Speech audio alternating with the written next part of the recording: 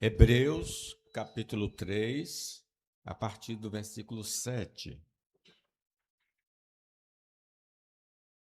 Assim, pois, como diz o Espírito Santo, hoje, se ouvires a sua voz, não endureçais o vosso coração como foi na provocação, no dia da tentação no deserto, onde os vossos pais me tentaram, pondo-me à prova, e viram as minhas obras por 40 anos.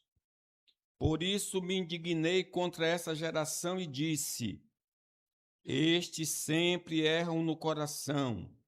Eles também não conheceram os meus caminhos. Assim jurei na minha ira: não entrarão no meu descanso. Tende cuidado, irmãos. Jamais aconteça haver em qualquer de vós perverso coração de incredulidade que vos afaste do Deus vivo. Pelo contrário, exortai-vos mutuamente cada dia durante o tempo que se chama hoje, a fim de que nenhum de vós seja endurecido pelo engano do pecado, porque nos temos tornado participantes de Cristo, se de fato guardarmos firme até o fim a confiança que desde o princípio tivemos. Enquanto se diz: hoje, se ouvirdes a sua voz, não endureçais o vosso coração, como foi na provocação. Ora, quais os que, tendo ouvido, se rebelaram? Não foram de fato todos os que saíram do Egito por intermédio de Moisés? E contra quem se indignou por 40 anos? Não foi contra os que pecaram, cujos cadáveres caíram no deserto? E contra quem jurou que não entrariam no seu descanso, senão contra os que foram desobedientes? Vemos, pois, que não puderam entrar por causa da incredulidade. Nós falamos na quinta-feira que nós devemos fixar os nossos olhos somente em Jesus, devido à sua grandeza. Ele tem um nome que é acima de todo nome, a qual o nome de Jesus todo joelho se dobrará e toda língua confessará que Jesus é o Senhor. Aí nos versículos do 1 ao 5, o nosso Senhor Jesus Cristo é apresentado como o apóstolo por excelência. Apóstolo significa enviado. Os profetas foram enviados. Os 12 apóstolos foram enviados. Nós somos enviados. Cada um, o termo enviado tem uma aplicação específica. Por exemplo, os 12, eles são testemunhas oculares de Jesus. Não existe nenhum outro apóstolo nesse sentido. Como também não existe nenhum outro profeta como os profetas do Antigo Testamento. Porém, Jesus é chamado de apóstolo, com a letra A maiúscula aí, dizendo que, de fato, os demais eram figuras do verdadeiro apóstolo que é Jesus. Porque só Jesus, o enviado de Deus, pôde pagar as nossas dívidas, pôde nos resgatar, pôde nos salvar. Então, os demais apóstolos só falaram dele e da sua obra, mas ele veio executar a obra que o Pai designou. Ele é chamado também de sumo sacerdote. Novamente, a figura do Velho Testamento. Os filhos de Arão eram uma figura do Senhor Jesus Cristo. Eles não cumpriram perfeitamente o sacerdócio, por isso Deus os desprezou. Mas aí Deus então enviou o sumo sacerdote. Em tese, em princípio, o sumo sacerdote é aquele que intercede, que está entre Deus e o homem, que está pedindo pelos homens diante de Deus. E Jesus, diz a palavra de Deus, que ele não entrou no santuário feito por mãos humanas, mas no santuário celestial. E lá ele ofereceu um único sacrifício, o seu próprio sacrifício. Ele, ao mesmo tempo, era o ofertante e a oferta, e quitou toda a nossa dívida ali na cruz do Calvário, e agora está à direita do Pai, também intercedendo por nós. Então, nós temos um sumo sacerdote, que é Jesus, não é o pastor, não é o presbítero, não é o diácono, é o Senhor Jesus. Ele também é chamado de fiel testemunha. Todos os que eu citei anteriormente e nós mesmos somos testemunhas de Deus, testemunhas de Jesus, mas infelizmente não completamente, não plenamente, porque aqui ou ali nós falhamos. Porém, Jesus é a testemunha fiel. Ele foi fiel até a morte e morte de cruz. Ele não se desviou nem para a direita, nem para a esquerda. Então, nós temos uma testemunha fiel para nos espelhar. E aí ele menciona, por fim, que Jesus ele é maior que Moisés. Moisés é um homem muito respeitado, mas ele é apenas um servo de Deus. É uma pessoa que cumpriu fielmente aquilo para o qual Deus o designou. Vá sentar. Agora eu culto. Mas vá sentar lá. Então, aí nós precisamos ver essa grandeza de Jesus nesses textos que eu acabei de mencionar. O nosso perdão de pecados e a absolvição no dia do juízo final devem repousar exclusivamente na obra redentora de Cristo. Não há salvação em nenhum outro, porque abaixo do céu não existe nenhum nome pelo qual importa que sejamos salvos. Por meio de Jesus, somente somos libertados dos maus hábitos pecaminosos e somos inclinados a todo o caminho santo. Ele diz que se o Filho vos libertar, verdadeiramente sereis livres. Ele é o verdadeiro libertador. O nosso Salvador está agora à direita do Pai Todo-Poderoso, pedindo por nós, intercedendo por nós, para que a nossa fé não desfaleça. Não necessitamos de mais ninguém para sermos perdoados, santificados e glorificados. Só precisamos de Jesus. Olhai para mim e sede salvos, todos moradores da terra. Ele é a nossa única esperança de recebermos a vida eterna e morarmos no novo céu e numa nova terra. Se nós queremos ir para o paraíso, ele diz: eu sou o caminho e a verdade e a vida. Ninguém vai ao Pai senão por mim. Sabedores desta realidade, o texto escolhido para nossa reflexão nos adverte do perigo de não crermos nele e de o abandonarmos. Já que somos sabedores da grandeza de Jesus, qual é o perigo? O perigo é nós tirarmos os olhos de Jesus para olhar para o pastor, para olhar para a igreja, para olhar para o outro irmão e não olhar somente para Cristo Jesus. No deserto, quando foram picados pela serpente, só se salvaria aquele que olhasse para a serpente de bronze, erguesse os olhos para a serpente de bronze. Então, o texto sagrado vai mostrar agora para nós o perigo de não crermos nessas realidades. A incredulidade consiste na rejeição ou negação da verdade presente na Bíblia. Então, isso que eu vos acabei de falar de maneira resumida, está em toda a Bíblia. Se nós dissemos assim, não creio no que está escrito na Bíblia, então eu estou tendo uma atitude de incredulidade.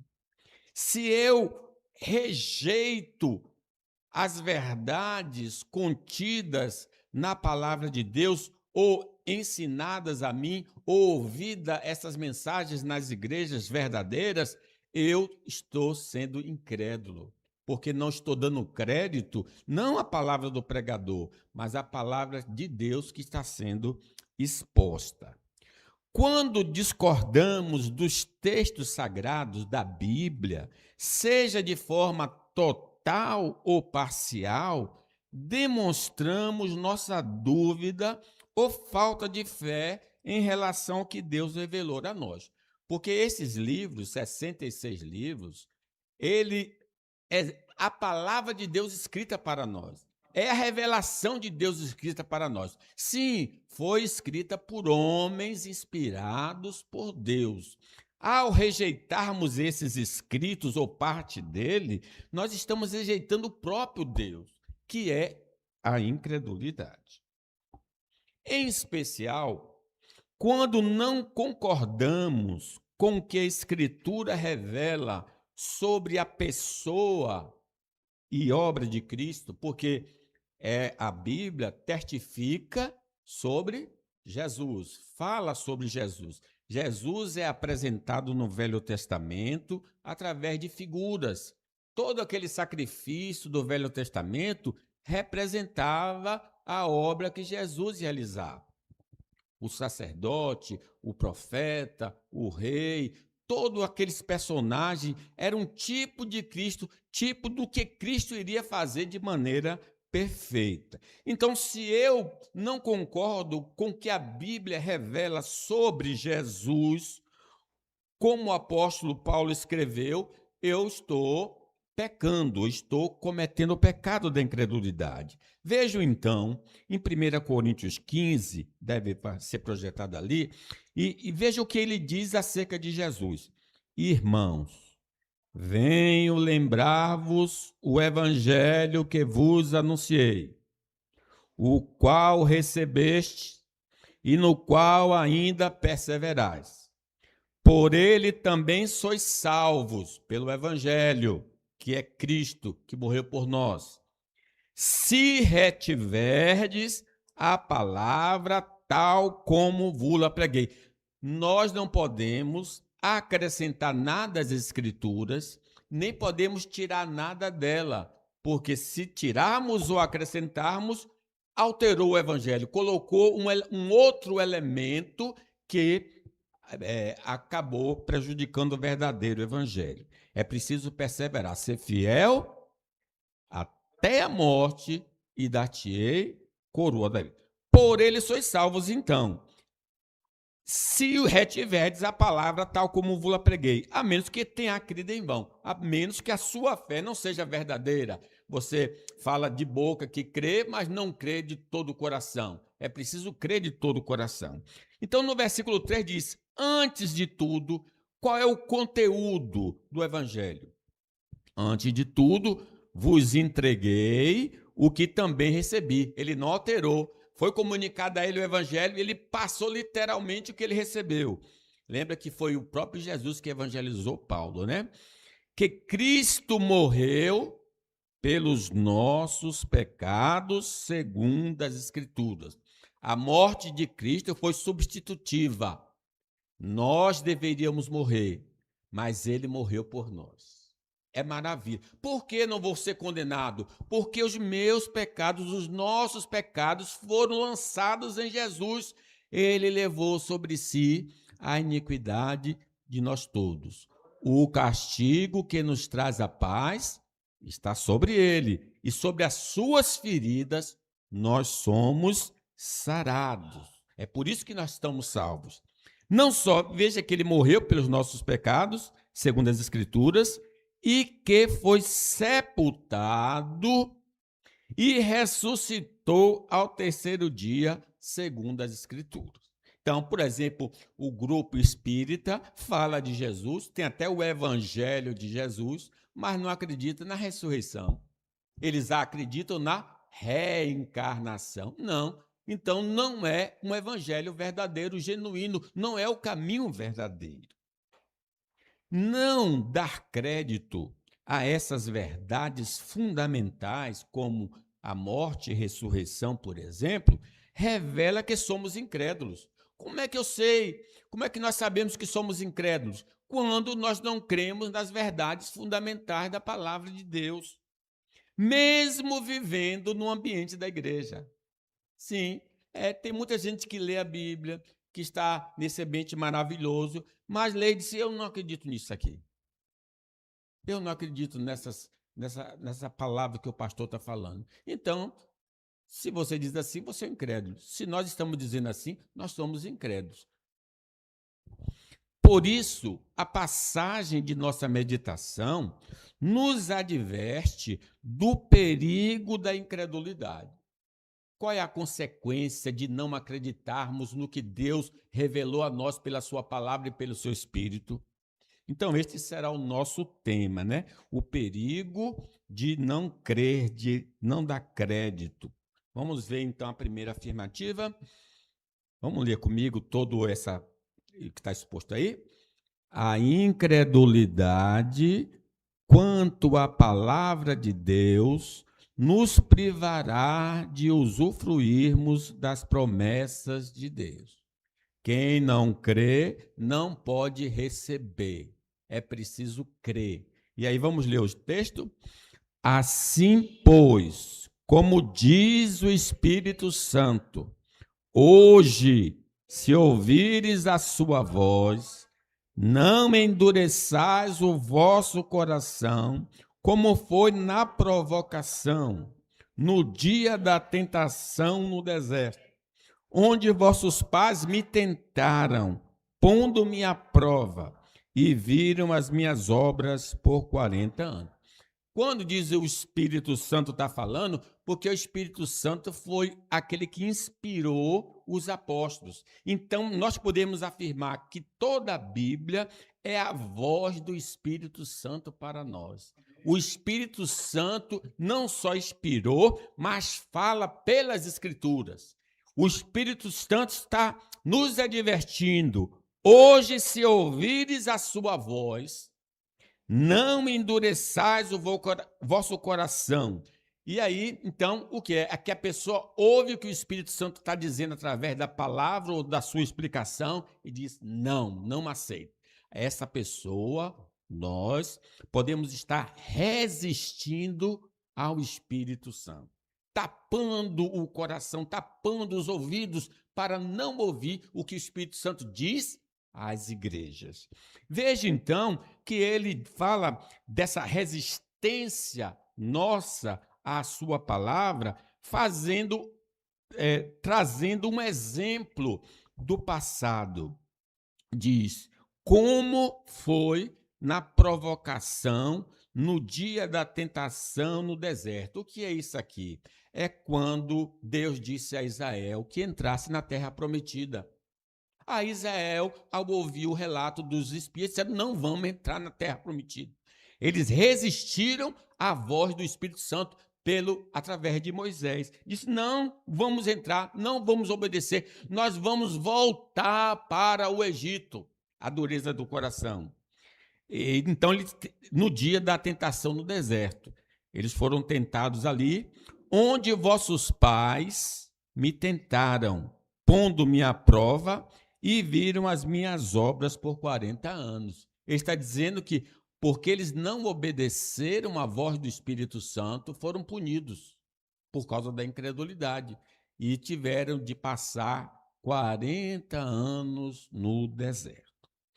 Então, o autor lembra a seus leitores, a qual são judeus cristãos, citando a passagem do Salmo 85, que a experiência do povo de Israel por 40 anos no deserto foi devido à incredulidade. Por que eles ficaram no deserto? Porque eles não creram.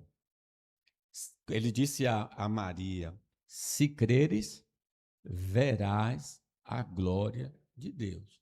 Mas eles não acreditaram. Então também eles não puderam ver a glória de Deus. Inclusive Moisés. Moisés não pôde entrar na terra, ele viu de longe ou por uma visão que Deus tinha lhe dado, mas ele não pôde entrar por causa da desobediência, da incredulidade. E o Espírito Santo estava advertindo-os para não trilharem por este caminho de descrença nas palavras de Deus, para não terem fim semelhante.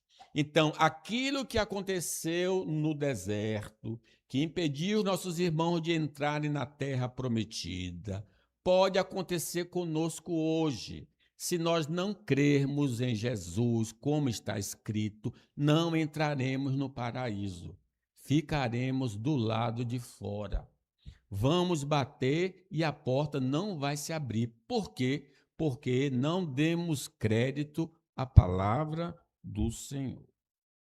Portanto, as Escrituras, apesar de terem sido escritas muitos séculos atrás, servem como instrumentos de doutrinação, advertências, ética e tudo que envolve a vida cristã, como Paulo escreveu aos Coríntios.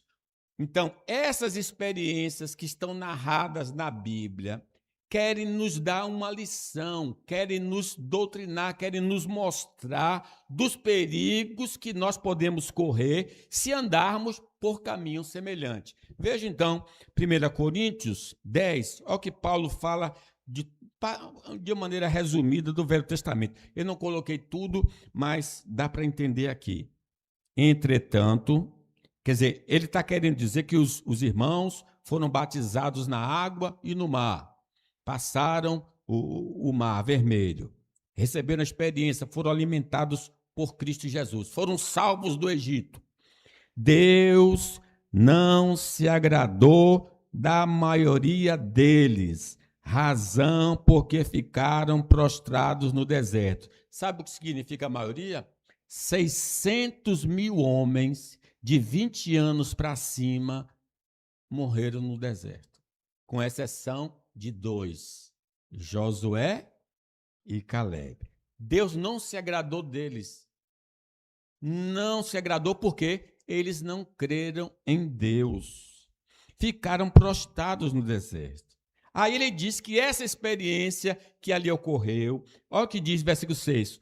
Ora, estas coisas se tornaram exemplos para nós, a fim de que não cobicemos as coisas mais como eles cobiçaram. Cito aqui não em pecado de incredulidade, mas o pecado da cobiça. Lembra que eles queriam a comida do Egito, melões, pepinos, cebolas, e estavam amaldiçoando o maná que Deus estava dando. A cobiça, que é uma quebra dos 10 mandamentos. Qualquer mandamento quebrado ali, o salário do pecado é a morte. Então, eles pereceram, alguns pereceram por causa dessa cobiça. Deu bicho, né? E aí alguns morreram. Versículo 11. Estas coisas, porque ele aí fala de várias experiências que eu não registrei aqui, mas aí a conclusão. Estas coisas lhe sobrevieram como exemplos, e foram escritas para a advertência nossa, de nós outros, sobre quem os fins dos séculos têm chegado. Nós afirmamos que Deus não muda, e de fato Deus não muda. Se a pessoa crer, será salva. Se não crer, será condenada.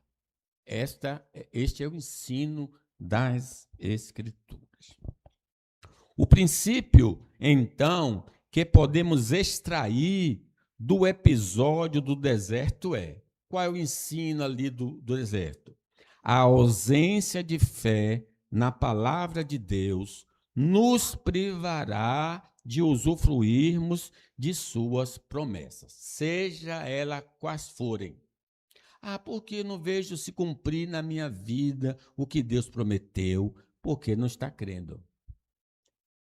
Se eu não creio, eu não posso usufruir do que Deus prometeu.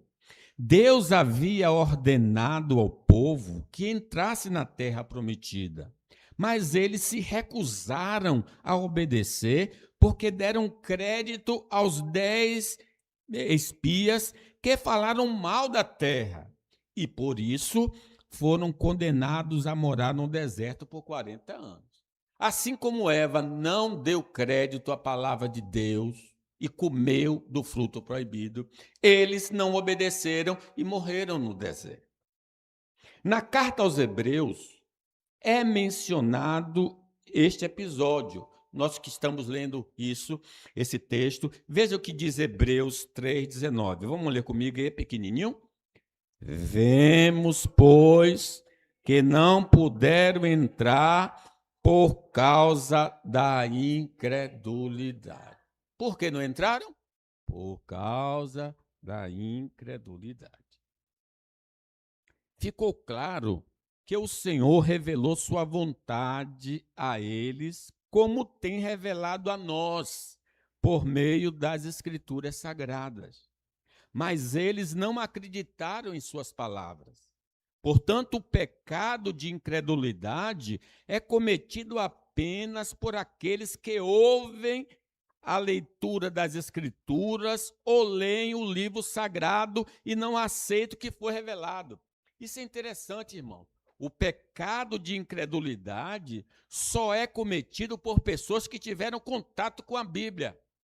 E, no geral, somos nós que temos diariamente contato com a Bíblia, ou lendo pessoalmente, ou ouvindo sua explicação. Então, os de fora que não ouvem a palavra, não terão sobre si a culpa do pecado de incredulidade. A culpa do pecado de incredulidade vai cair sobre nós, que temos ouvido e não temos dado crédito à palavra do Senhor. E também sobre os ímpios que vão ouvir e não vão dar crédito à palavra de Deus. Diz o Salmo 78, diz assim, versículo 20: com efeito, feriu ele a rocha, e dela manaram águas, transbordaram caudais. Pode ele dar-nos pão também? O povo sempre reclamando, quando não era água, era pão. Pode, porventura, Deus suprir nossa necessidade nesse deserto? Ou fornecer carne para o seu povo? Aí, versículo 21. Deus ouviu aquilo ali que eles falaram. Ouvindo isto, o Senhor ficou indignado. Eles estão duvidando que eu seja capaz de alimentar ou suprir suas necessidades? Deus ficou indignado. Acendeu-se fogo contra Jacó, quer dizer, contra o povo, e também se levantou o seu furor contra Israel. Jacó, o nome lembra enrolado. Aqueles enrolados receberam fogo porque não creram. Mesmo Israel, nova criatura, vai receber fogo porque não creu na palavra de Deus. Porque não creram, vamos ler o 22? Porque não creram em Deus, nem confiaram na sua salvação.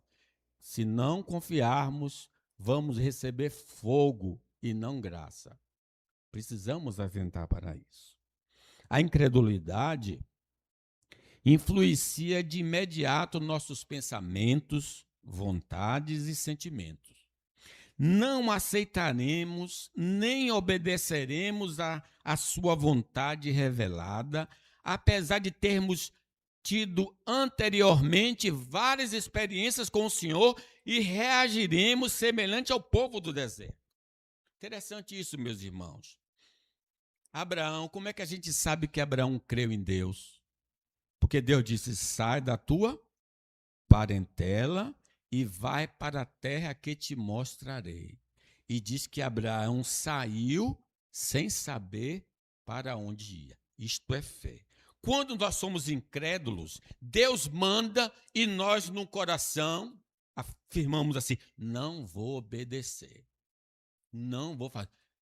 Por exemplo, uma coisa simples, trazei todos os dízimos à casa do Senhor, para que minha casa tenha mantimento, e eu abrirei dos céus e derramarei bênçãos sobre vós. Diz que nada, eu tenho que pagar minhas dívidas, não vou obedecer a Deus, e não obedece mesmo, e também Deus não abre, porque Ele vai retribuir cada um segundo seu procedimento. Veja o que diz Números, aí nessa atitude deles ali no deserto, Números 14.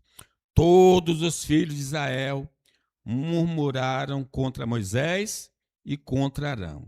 E toda a congregação lhes disse. Veja, não foi um só, não. Todo mundo estava reclamando, com exceção de 2 homens.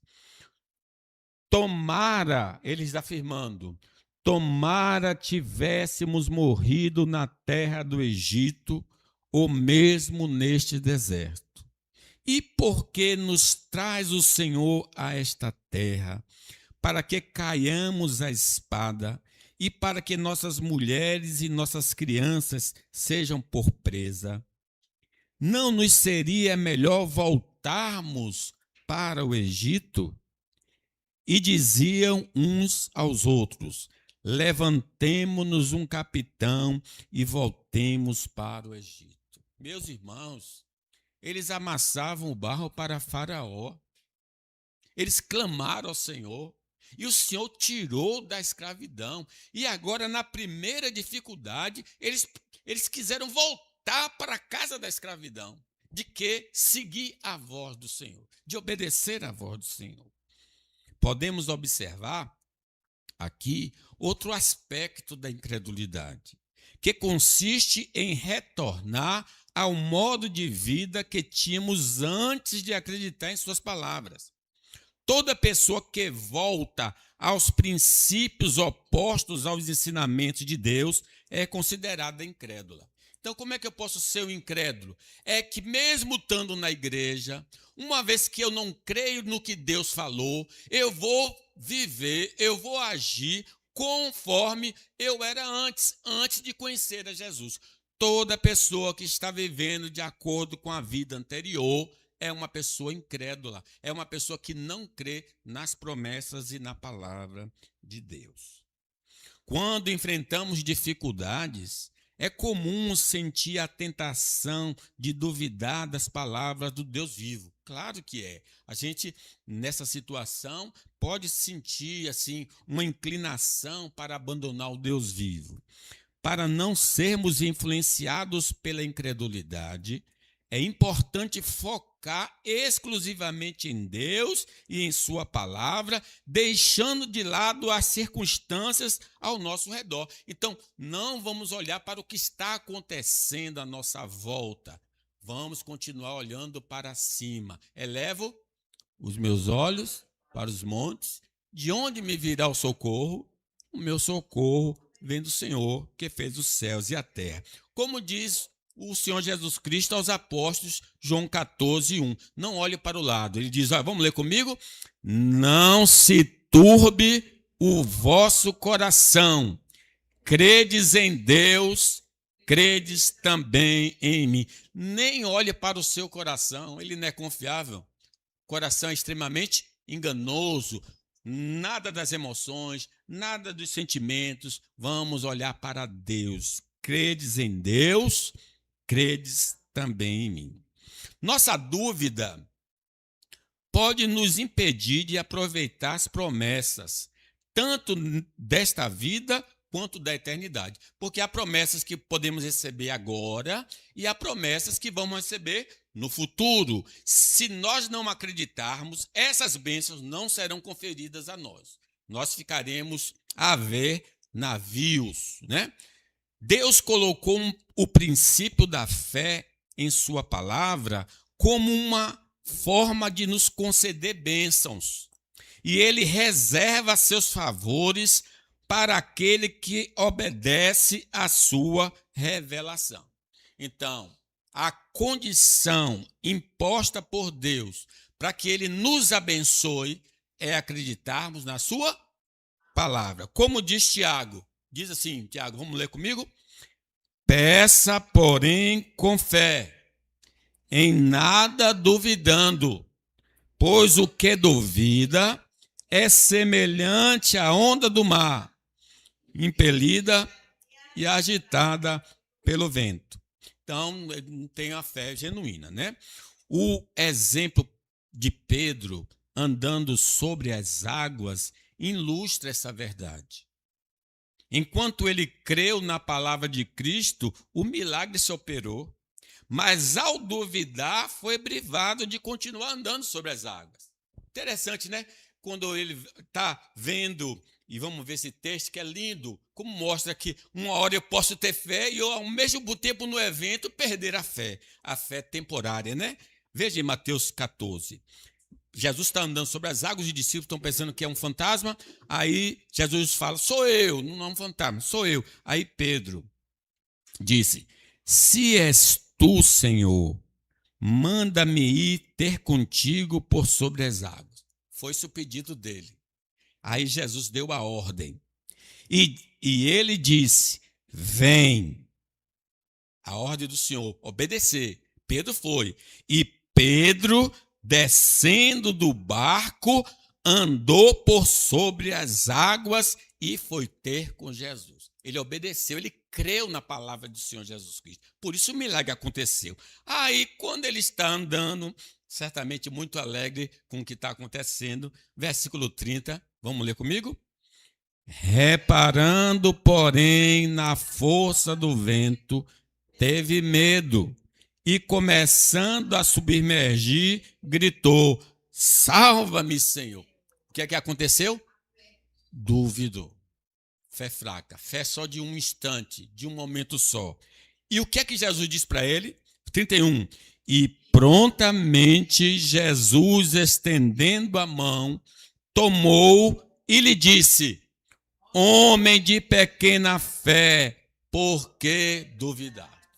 Ah, quantas graças do Senhor não estão sendo invadidas na nossa vida por falta de fé. Não acreditamos em Deus nem na sua palavra. Por isso estamos privados. O sacerdote Zacarias, por exemplo, por duvidar da mensagem angelical de que sua mulher, apesar de ser velha, daria à luz, ficou mudo por um ano. Deus anunciou que ela ia dar à luz, ele disse, como é que pode isso, velha, mulher? Aí vai acontecer, mas você vai ficar mudo por causa da sua incredulidade. A recusa em crer em Jesus havia aparecido, a recusa em crer que Jesus havia aparecido aos demais discípulos privou Tomé da alegria durante uma semana. Ele chega na igreja, todo mundo alegre, vimos o Senhor. Ele disse, não creio. 12 pessoas dando testemunho que viram o Senhor, não creio, só se eu tocar nele. Então, a reunião continuou e por semana, certamente, o pessoal sempre se reunindo ali e ele triste na igreja. Por que ele estava triste? Porque ele não creu. Jesus apareceu 8 dias depois. E aí o Senhor censurou ele. Só porque você me viu, creu? Bem-aventurados que não me viram e creram, né? Bem-aventurado. Portanto, se não crermos nos apóstolos que escreveram o Novo Testamento com alguns amigos e profetas, o Antigo Testamento, que nos transmitiram as palavras de Deus, não teremos acesso ao que ele nos prometeu. Por isso, necessitamos fazer, se este é o nosso caso, como o pai de um menino endemoniado. Ô, pastor, eu leio a Bíblia, mas não consigo acreditar que vai acontecer. O que é que o pai daquele menino endemoniado falou para Jesus? É o que nós devemos falar se nós estamos na mesma situação. Vamos ler? Eu creio. Ajuda-me na minha falta de fé. Porque sem fé é impossível agradar a Deus. Irmãos, as promessas de Deus são acompanhadas de condições. Preste atenção a isso. Toda promessa de Deus é acompanhada de condições.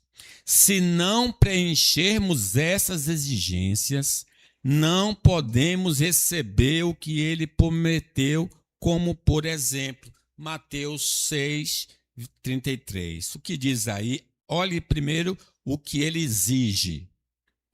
Buscai, pois, em primeiro lugar, seu reino e a sua justiça. Esta é a exigência de Deus. E qual é a promessa de Deus? E todas essas coisas vos serão acrescentadas. Comida, vestuário e tudo que é necessário para a manutenção da vida. Mas eu preciso primeiro cumprir a parte. né? Se priorizarmos fazer a vontade do Senhor em todas as áreas de nossa vida, seremos contemplados com o suprimento de nossas necessidades. Isso é buscar o reino em primeiro lugar. Então, eu vou viver neste mundo de acordo com o que Deus me instruiu. E se eu vivo de acordo com o que Deus me instruiu, Ele sempre vai suprir as minhas necessidades. Nunca vai me abandonar. Infelizmente, desejamos apenas o que foi prometido. Ó Senhor, supre as minhas necessidades. Mas não estamos dispostos a fazer o esforço necessário para cumprir o que Deus nos orienta. Não vou buscar o teu reino, não tenho tempo de orar, não tenho tempo de ler a Bíblia, não tenho tempo de cultuar o Senhor, não tenho tempo para essas coisas. Eu quero que o Senhor me abençoe. Abre a porta para mim do emprego, faz isso, faz aquilo, só quero que Deus me abençoe, mas não obedecer o que Deus mandou. No entanto, o que foi dito a Josué também se aplica a nós atualmente. Foi uma palavra antiga, mas o seu princípio permanece. Lembre o que Deus disse a Josué. Leamos. Não cesses de falar deste livro, antes medita nele dia e noite, para que tenhas cuidado de fazer segundo tudo quanto nele está escrito. Então farás prosperar o teu caminho e serás bem-sucedido. Há uma condição. Ele tem de fazer tudo que Deus mandou na lei. E se ele fizer, Deus vai abrir todas as portas para ele. Ele chega a dizer, aonde você colocar o seu pé, você vai receber, porque você está fazendo o que eu desejo. Louvado seja o nome do Senhor, meus irmãos. A fé sempre é acompanhada por obras. Se não fazemos o que Deus nos ordena, somos incrédulos e não crentes. Abraão, porque acreditou em Deus, ofereceu Isaque. A fé sem obras é incredulidade, e os incrédulos não herdarão o reino de Deus. Então, como é que eu sei que eu creio? É que minhas atitudes vão corresponder ao que Deus me revelou. Deus me falou na sua palavra, então eu faço o que Deus mandou, então eu recebo o que Ele me prometeu. Em segundo lugar, dá para falar mais este ponto. Vamos ler comigo? A incredulidade quanto à palavra de Deus atrairá castigo divino sobre nós. Se nós ficamos privados de receber o que Ele prometeu, já é uma coisa azeda, vamos ficar pobres, mas tem um acréscimo, tem uma punição. Os incrédulos sofrem. Vamos ler? Porque eles não creram. Olha a reação divina. Por isso me indignei contra essa geração e disse, estes sempre erram no coração. Eles também não conheceram os meus caminhos. Assim jurei na minha ira, não entrarão no meu descanso. Aquelas palavras que eles disseram que iriam morrer no deserto, que iriam voltar para o Egito, foi tão dolorosa para Deus que a palavra que aparece aqui é ficou indignado. Pense num Deus irado, pense em um Deus zangado com a atitude daqueles homens. Deus ficou indignado, não só com um homem, com essa geração. Imagine, com essa geração de 20 anos para cima. E disse, este sempre erra no coração. Começa a gente no coração. Este povo honra-me com os lábios, mas o seu coração está longe de mim. Em vão me adoram, ensinando doutrinas que são de homens. Então, eles não creram no coração e vai se transbordar nas atitudes e palavras. Eles também não conheceram os meus caminhos. Não é que eles não experimentaram, não tiveram uma experiência, mas eles não aprenderam a lição. Leem, mas nunca aprende o que está escrito, nunca absolve, porque o salmista diz, escondi a tua palavra no meu coração para não pecar contra ti. Então, ele não guardou a palavra no coração. Por isso, versículo 11, assim jurei na minha ira. Aí Deus fez um juramento. Eu juro por mim mesmo. Eu estou jurando por mim mesmo, porque não há ninguém maior que eu, então eu juro por mim. Não entrarão no meu descanso. Deus fez um juramento. Deus não é homem para que minta, e filho do homem para que se arrependa. Ele fez um juramento. Irmãos, a nossa incredulidade afeta as emoções do Senhor. É uma linguagem figurada usada nas Escrituras para tornar a natureza divina compreensível ao entendimento humano, chamada de antropopatismo. Então, quando diz a Bíblia que Deus tem mão, tem braço, tem olhos, é uma linguagem humana aplicada ao Senhor para que a gente possa entender como é que Deus reagiu a determinada situação. Ao ver e ouvir o que aqueles irmãos fizeram, não acreditando em sua palavra, ele ficou irado mesmo, zangado. Como os pais ficam zangados com os filhos quando não obedecem, quando não estão fazendo a vontade do pai. Então Deus se sentiu, as emoções de vida, Deus ficou irado, que é um sentimento. Ele fica irado, aborrecido, descontente, desgostoso com a nossa descrença em sua palavra. É assim que Deus se sente quando nós não damos crédito à palavra do Senhor. João 3:36. Vamos ler aí? Por isso, quem crê no Filho tem a vida eterna. O que, todavia, se mantém rebelde contra o Filho, não verá vida, mas sobre ele permanece a ira de Deus. Deus continuará eternamente irado com aquele indivíduo que não creu. Nunca a ira de Deus vai se apartar dele. Imagine.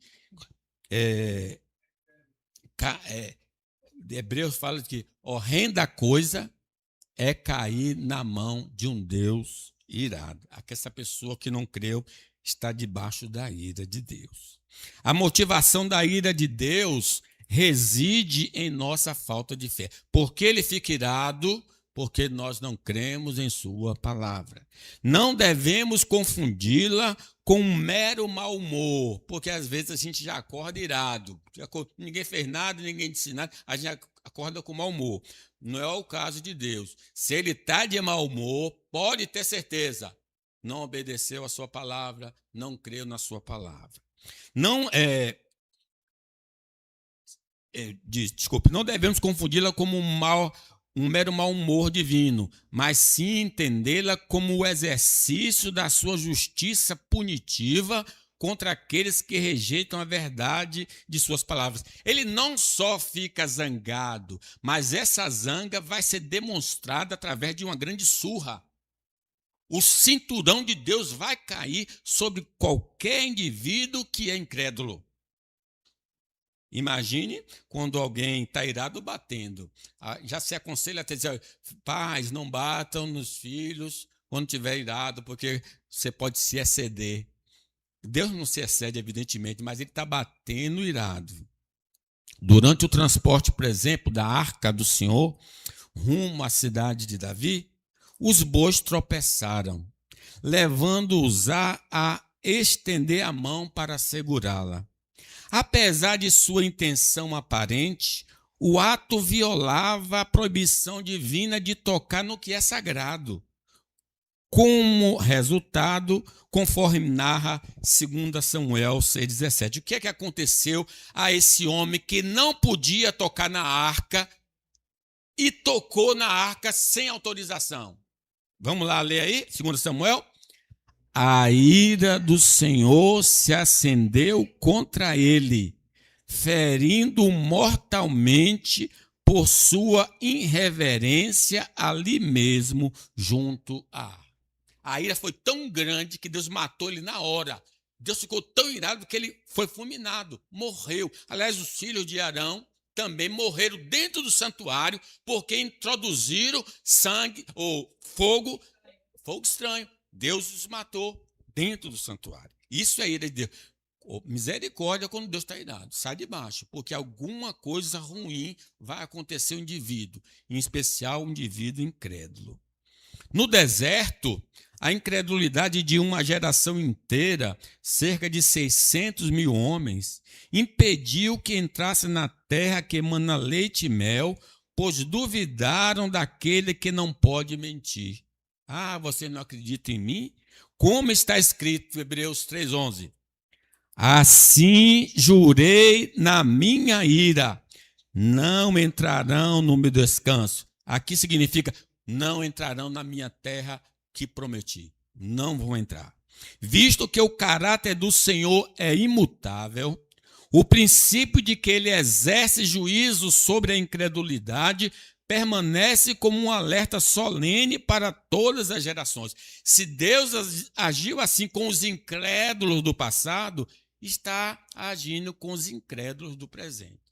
Se formos incrédulos, vamos receber justamente isto. Ao não vivermos em conformidade com sua palavra, insultamos a santidade de Deus. Essa conduta revela que duvidamos da sua soberania e poder para cumprir o que prometeu, nivelando o Deus que não pode mentir aos homens falíveis e mentirosos deste mundo. Já pensou? O Deus vivo, santo e verdadeiro. Quando nós não cremos, nós estamos dizendo que Deus é igual aos políticos do Brasil. Vamos ouvir agora um monte de promessas vazias. E aí a gente associa esses mentirosos, Deus é a mesma coisa, promete e não cumpre. Então ele fica ofendido porque nós abaixamos, né, o nível divino. Em virtude da santidade de Deus, tais ofensas demandam um justo juízo. A disciplina severa aplicada aos incrédulos no deserto e em toda a narrativa bíblica serve como uma solene advertência para nós, porque aos judeus que pertenciam à videira, que não creram no evangelho, o que é que Deus fez? Cortou. E nós, gentios, que cremos em Jesus, fomos o quê? Enxertados na videira. Romanos 11:20 diz assim: bem, pela sua incredulidade, a dos judeus, foram quebrados. Deus tira. É original, é descendente de Abraão, mas não creu, está fora, meu filho. Não creu, está fora. Tu, porém, mediante a fé, estás firme. Nós fomos incluídos porque cremos no Senhor Jesus Cristo. Agora, de advertência: não te ensoberbeças, mas teme. Vamos, 12:21, todo mundo. Porque se Deus não poupou os ramos naturais, também não te poupará. Se Deus cortou os originais, os falsificados, os que veio da oliveira brava, vão ser cortados tranquilamente. Se eu desistir de crer, também ele vai nos lançar fora. Vou parar aqui. Meus irmãos, depois eu continuo, à noite eu continuo ainda algumas afirmativas. Vejam o perigo da incredulidade. Quem comete o pecado de incredulidade são os que estão na igreja, os que leem a Bíblia, os que ouvem a exposição da palavra. Que Deus tenha misericórdia de nós e nos livre da incredulidade. Que Deus nos abençoe. Fiquemos de pé.